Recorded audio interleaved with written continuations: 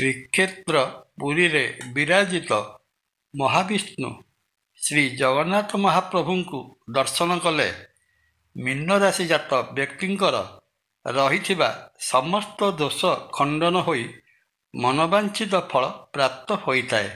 ଜୟ ଜଗନ୍ନାଥ। ନମସ୍କାର, ମୁଁ ତପନ ଡାଇଜେଷ୍ଟକୁ ଆପଣଙ୍କୁ ସ୍ୱାଗତ। ଦ୍ୱାଦଶ ରାଶିଚକ୍ରର ସବା ଶେଷ ରାଶି ମୀନ ରାଶି ପାଇଁ ନଭେମ୍ବର ମାସର ମାସିକ ରାଶି ଫଳ। ଆର୍ଥିକ ଦୃଷ୍ଟିକୋଣରୁ ଦେଖିବାକୁ ଗଲେ ନଭେମ୍ବର ମାସଟି ମୀନ ରାଶି ପାଇଁ ବଡ଼ ଉତ୍ସାହପ୍ରଦ ମାସ ରହିବ।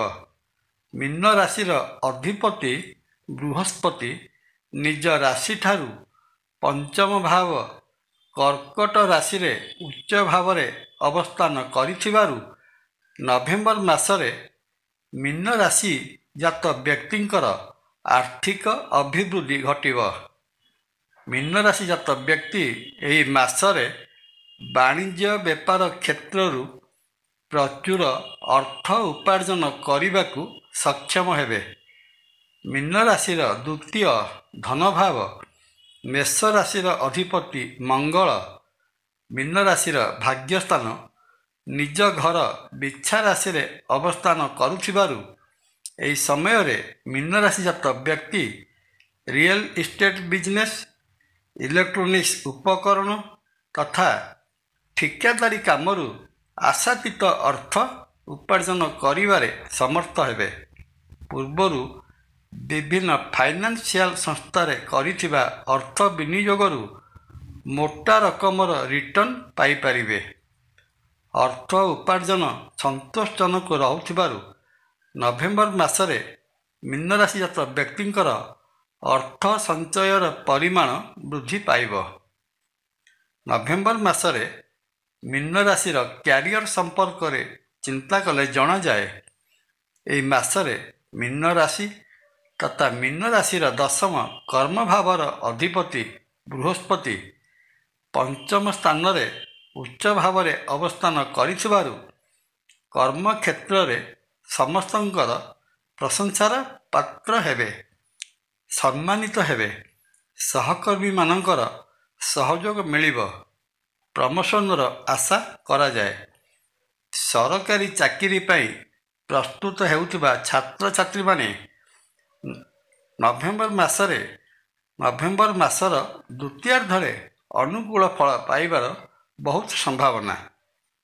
ପାରିବାରିକ ଦୃଷ୍ଟିକୋଣରୁ ଦେଖିବାକୁ ଗଲେ ଜଣାଯାଏ ନଭେମ୍ବର ମାସରେ ପରିବାରର ସ୍ଥିତି ସନ୍ତୋଷଜନକ ରହିବ, କିନ୍ତୁ ମୀନ ରାଶିରେ ବକ୍ରି ଅବସ୍ଥାରେ ରହିଥିବା ଶନି ଆପଣଙ୍କୁ ସର୍ବଦା ସନ୍ଦେହଜନକ ସ୍ଥିତିରେ ରଖିବ।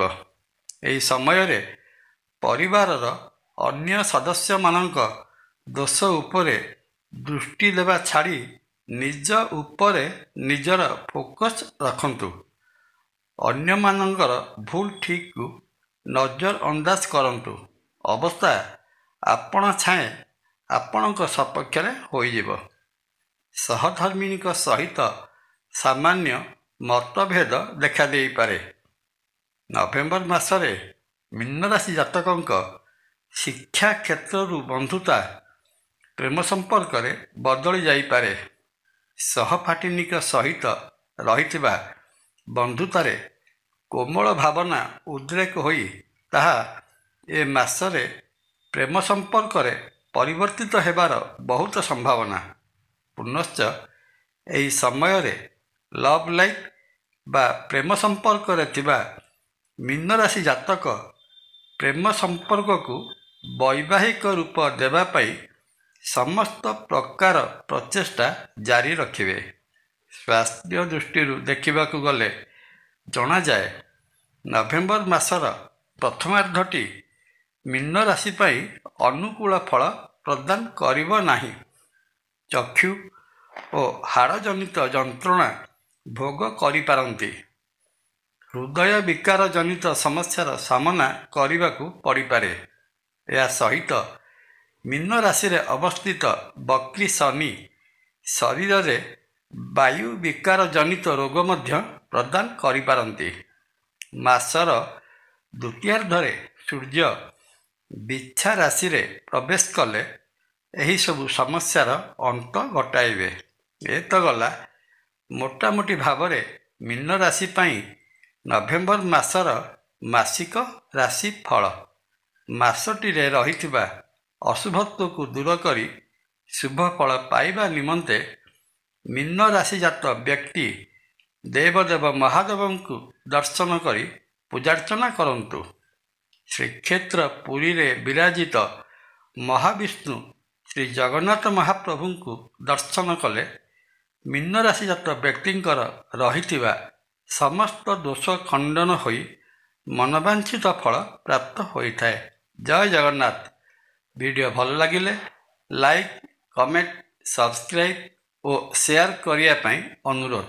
ନମସ୍କାର। ତପନ।